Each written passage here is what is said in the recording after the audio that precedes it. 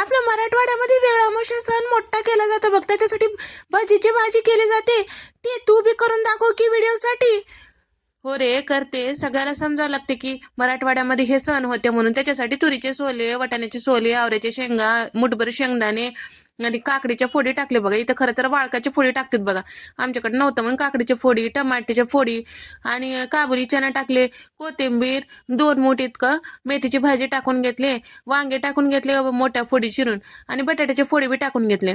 मोठा तांबे पाणी टाकून घेतले, झाकण लावून गॅसचा फ्लेम कमी करून 3 शिट्ट्या काढून घेतले बघा.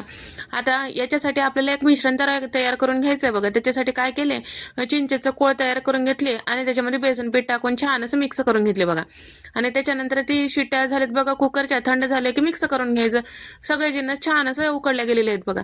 आणि त्याच्यानंतर काय करायचं, कढईमध्ये तेल टाकून घ्यायचं, मोहरी जिरे छान तडतडू द्यायचं आणि 2 चमचे इतकं आलं लसणाचं ठेचा टाकून घेतले आणि लाल मिरच्याचा ठेचा टाकून घेतले बघा. याचा ठेचा छान तयार करून घेतलेला मी व्हिडिओ केले बघा.